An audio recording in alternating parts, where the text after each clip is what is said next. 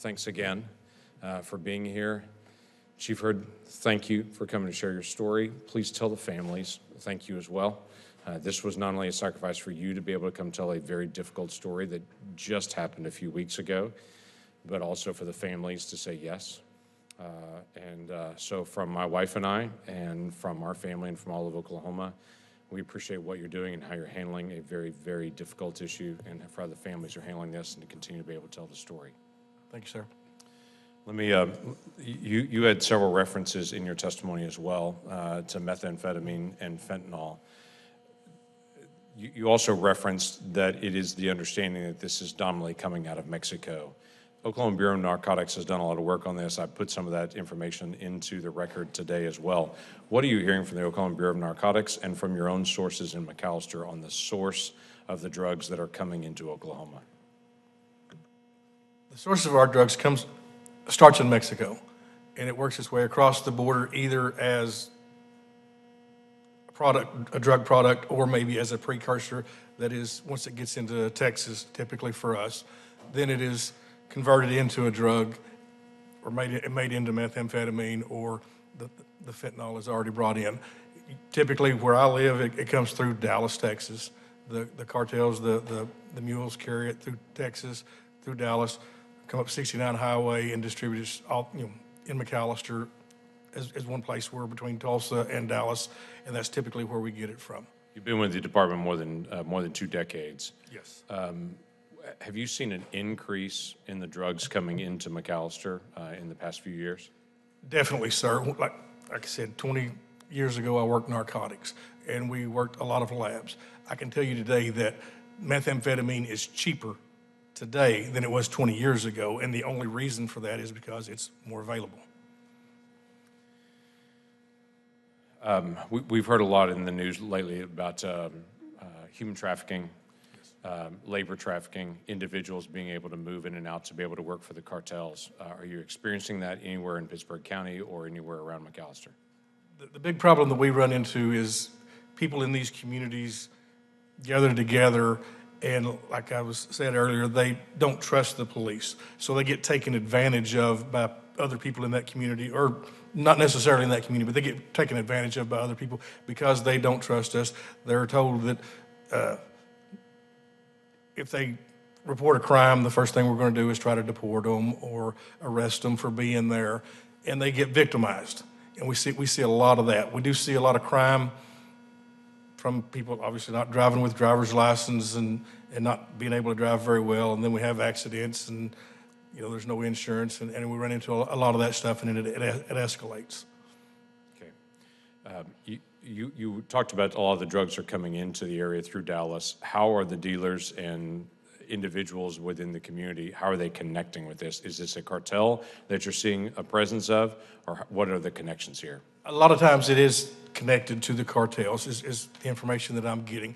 Will be an immigrant will start a business, start a construction company, per se. This has happened not too long in our recent past. We've caught a fellow that had his own construction company, had several people working for him, constantly going back and forth to Dallas, occasionally going back and forth to Mexico, and used people in his construction company to distribute the drugs.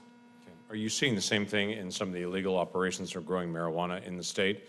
We have some that have a licensed facility, and then some of them are illegal, that they're actually transporting the marijuana outside the state that are there. Are you sensing a connection of individuals that are illegally trafficked into the state to be able to work in some of these operations? In my specific community, we don't have any of the big grows.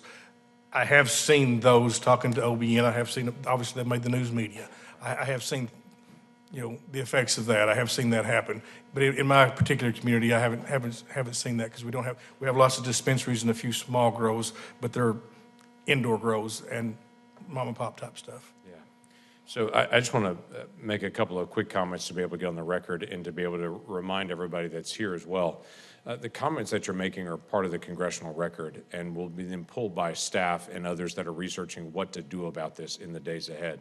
So all of your written comments and your oral comments and questions are exceptionally helpful, not just to this panel, but as we're going through different pieces in the days ahead, trying to pull a piece of legislation together, this congressional testimony gets pulled as a part of the permanent record of what needs to be done.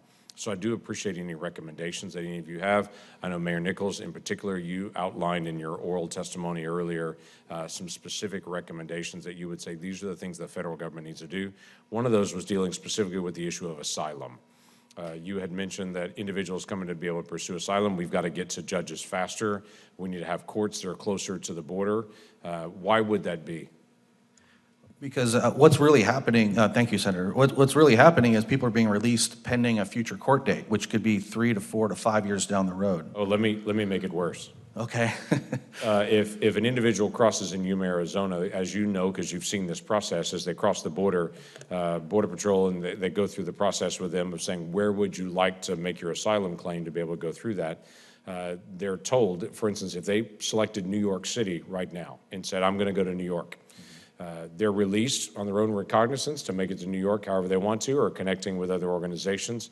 The next date for their first hearing, not their determination if they receive asylum, the next date available in New York City right now is in 2033, is the next available date. So they will wait 10 years before they do the first hoop. The next hoop is 8 years after that.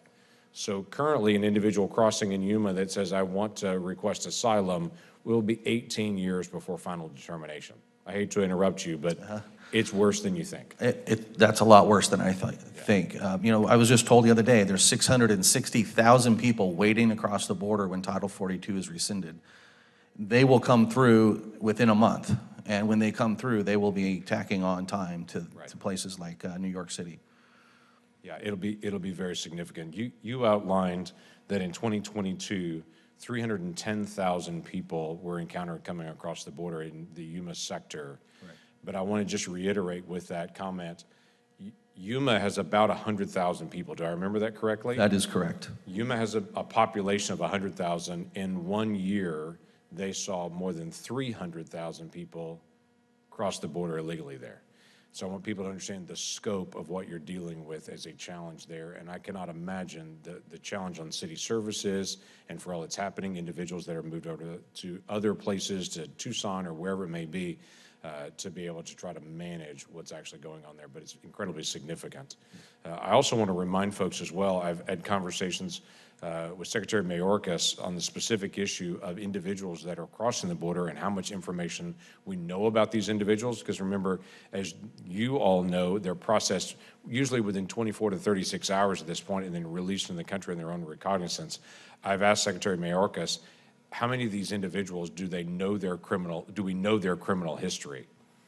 And they've gone back to be able to examine and look at it, and we don't. We know if they're on the terror watch list, but we literally don't know any criminal history for any of these other individuals other than are they on our terror watch list, or do we have a criminal history in the United States for these individuals? And these are folks that are coming from literally all over the world. In many areas of the border, people that cross the border, they're literally from Eastern Europe, they're from Africa, they're from Central America, they're from South America, they're from Asia, they're from all over the world. The last time I was in Yuma, there was a significant number of folks. In fact, if I remember correctly, the particular month I was there was in January, last time I was in Yuma. There were more people that had crossed illegally that month from Uzbekistan into Yuma than there was from El Salvador. And by the way, El Salvador is closer than Uzbekistan. But there are people literally coming from all over the world here, and we have no criminal history, no background, no information on those individuals.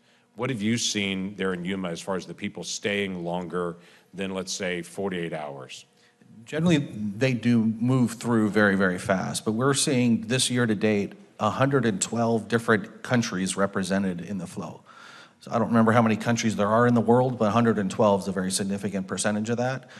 Thankfully, because of our nonprofit, when Border Patrol releases, they release to the nonprofit, and they help facilitate within the day moving people, most of the people, to regional airports to get on their way. With the ending of Title 42, that process is probably going to hit its capacity, and then that's when the releases to the streets of Yuma become a reality.